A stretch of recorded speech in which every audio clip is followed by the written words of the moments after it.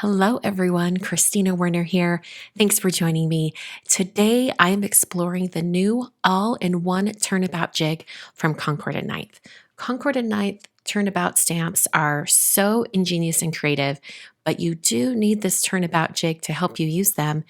And when I don't use the turnabout jig, I go rogue and my stamps don't come out looking nice, or I should say my projects.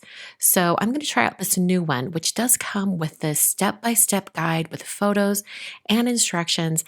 I'm going to hold on to this and store my new all-in-one jig inside this pamphlet so that I always have the instructions nearby. So the thing that's different about this new turnabout jig is that it is a sticky mat. If you're familiar with any of those sticky mats that are kind of popular to use in your MISTI right now, it's the same type of idea, but with the turnabout info on it. So inside your turnabout stamp, you also get a guide, which is a clear acetate sheet with the stamp images on it. The first thing you have to do, and it's the most time consuming part, is line up your stamp on top of that guide. You're putting the stamp face down and you're lining up the stamp images with the printed images on the acetate sheet. Now, take your time with this. Don't speed through it because as long as you get this part done right, and then this one little step that I'm going to show you in a minute, you will have perfect precision stamping with your turnabout stamp, which is the result that we want since these images are so close and tightly compact. And if you have any sort of shift in the image, you will have overlapping, and we don't want that. We want this to be nice and precise. So I lifted up the edges of my stamp, I manipulated it, I moved it around. I wanted to make sure that every single one of these small images matched up. So I've got it all matched up now. So now I'm going to take my turnabout jig and I'm going to take off the protective sheet that's on the top. I'm just going to peel that off. Actually, don't peel it off yet. Leave it on there for now. First, you're going to line up the X on the guide, the black X with the white X on the turnabout jig. And I've got that jig in the tight in the corner of my MISTI as well. So I've got that lined up and I'm going to close the door of my MISTI carefully. And what that does is it picks up the stamp, including that clear acetate guide. And now I have my turnabout stamp on the door of my MISTI in the precise location where I need it. So now I'm going to take the protective sheet off that jig and I'm going to put a piece of cardstock down on it. I've chosen to do an A2 piece of cardstock, and there are guidelines on this turnabout jig to get it in the exact center. So I'm lining it up with those lines and pressing it down onto the sticky mat. I'm going to put it down in that corner, and if you want, you can even use your magnet. So now I'm going to use 4 different colors of ink from Concord and Ninth. The first color is Marmalade, and I'm going to ink up my stamp over on the door of my MISTI and then swing that door over and do my first stamping. Now you'll notice that at the top of the jig, there is a number in that top right corner. You can see it. It's very, very tiny. It says 1 on it. I'm going to turn it clockwise. You have that arrow that tells you which way to turn it. And now it says 2. So now I know I'm ready for my second color and my second stamping. I'm changing colors and I've cleaned off my stamp and I'm using the color Stardust. This is a nice dusty gold shade. I'll stamp that down, press on each one of these little tiny images, and then I can lift up and we can see that there's no overlapping of these images. I'm going to turn it and rotate it to 3. You can see that little tiny 3 up there in that top right corner. I also cleaned my stamp. I edited that part out, but I did clean my stamp and I used the color Mushroom. Stamp that down. And then this 4th and final stamping is truly the test. Did we get the stamp lined up perfectly so nothing overlaps? We're going to find out. Turning that to the 4th turn. Cleaned off my stamp, and now I'm using the color Peacock. And I'll ink that up, and then I'm going to go and stamp, and it looks like everything just nestles in there just perfect. Let's see when I lift up this door and make sure nothing overlapped. So I'll lift up the door of my MISTI and ta-da! Everything stamped perfectly. And it was because I took the time to precisely apply that stamp to the guide and line up the guide with the turnabout. So now I can peel this off, and I'm going to peel the turnabout jig away from the cardstock, and that helps the cardstock from curling up. As far as cleaning off the jig, in those instructions it says just use a baby wipe or a damp cloth and wipe off any of that ink around the outer edge. Then let it dry completely and the stickiness will come back after it's dry. So I did exactly what the instructions said, and sure enough, that was true, and all the stickiness came back. All right, I'm going to clean off those edges, and I'm going to do one more stamping just because I've got my stamp on my Misty perfectly. I'll do another stamping, but this time I plan to do heat embossing. So for all 4 of these turns, I'm actually going to be using Versamark ink. And because I am heat embossing, I want to prep my cardstock with an anti-static powder tool. I'm using the Cotton Tail from Rabbit Hole Designs. I'm just wiping some powder over that entire piece of cardstock. Like I said, I'm using Versamark ink, so I'll ink up my stamp and I'll do that rotating. And because I'm using the same ink for all of my stamping, now I don't have to clean in between the turns.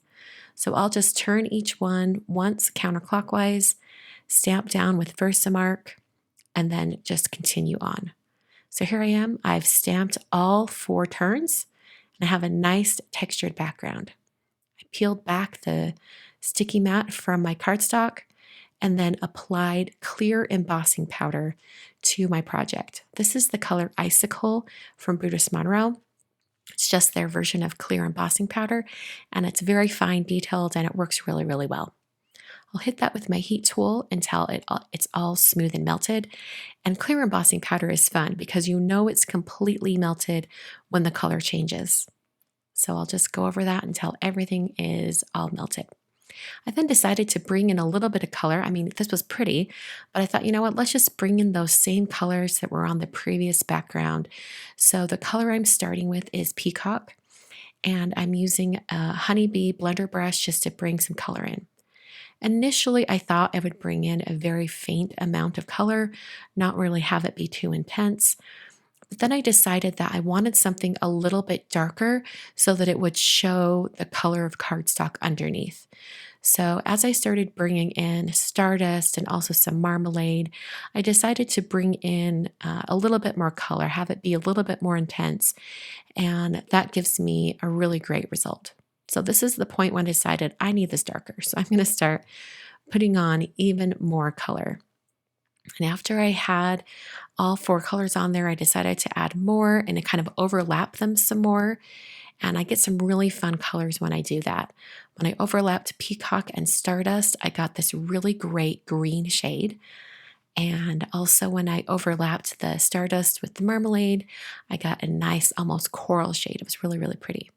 And Mushroom just darkens up those corners and makes it look more dramatic. I used a clean, dry cloth. This is a paper towel, just to wipe off any of that ink that is sticking around on top of the clear embossing powder. And that really cleans up any of those areas and gives it a really fun look. This is a really different background. I like how it looks. And when you turn it in the light, you get a little bit of that sheen from the embossing powder. To finish off these cards, I decided I would use some additional dies that came out in the latest release. So I'm going to be using the Happy Thanks dies. You have 2 different gradings. They're really, really big, sized for an A2 card, and I'm going to be cutting them out in various different ways. I'm using the Opulent Gold Pearl cardstock from Sizzix for this main sentiment, and I'll just run that through my die cutting machine. And then I'm going to run it through many more times using white cardstock. For one of my sentiments, I decided to stack 3 layers of white, just using little dots of glue.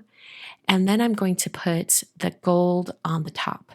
So just to make it a little bit easier, I apply dots of glue on all 3 white areas, and then I can just start stacking. And because that I use liquid glue for this, after I get them initially stacked, I have a little bit of time to wiggle those into place and use my fingertips to kind of line them up just perfectly. So that's how I did all of the stacking of die cuts for these 2 cards. And remember, I did the full thank you greeting for the first one. For a second greeting, this is going to be on my second card, I decided to take the outline that it cut and stack those. And so I just got 3 layers of the white all stacked up for the outline of the words. And then when I go to assemble it, I'm just going to put it directly onto the card front. Now I did trim down that clear embossed background with the ink blending.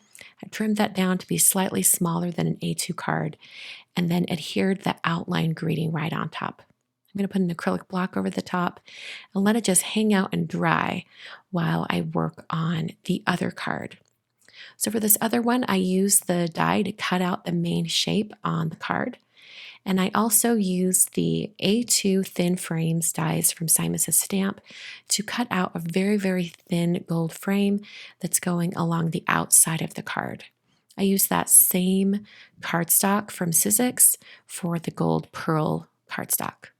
I'll add that to the outside of the card so I have a nice gold shade. I then took that main greeting that says thank you and I nestled that inside the die cut area. This gives the die cut a nice white border on the outside, and it also has the that background popped up a little bit. I did adhere that using some foam adhesive, so the background is popped up and has a little bit of dimension to it. So going back to that first card, I've taken just some craft cardstock, the same color as the cardstock was originally before I ink blended over the top. And I've cut that out using my die cut, using my dies, and I'm nestling that inside. Now to make it look a little bit more finished, I'm going to go through and adhere the white interior pieces on the words themselves also. So I'll put those in. And then I decided one of them needed additional little colorful things. So I'm using the In the Meadow dies. Now I use the In the Meadow turnabout stamp. So these leaves and flowers and stems are the exact same leaves and flowers and stems that are on the background. I used various colors of cardstock, basically just the same colors of the Concord and Ninth inks. I used their equivalent cardstock colors to cut out a bunch of different dies. So I just layered those up, added quite a bit of color with that. And then here are my 2 finished cards. Just a reminder that everything I used today, including that new all-in-one turnabout jig that's sticky, so it's a little easier to use, everything is listed down in the video description or at my blog. You can click over and do a bit of shopping. Thanks so much for joining me today. I'll be back on Friday with another live card making session. Please come back and join me at 11 a.m. Mountain Time. And just in case you've been waiting, 1 week from this Friday is day 1 of my very popular holiday card series.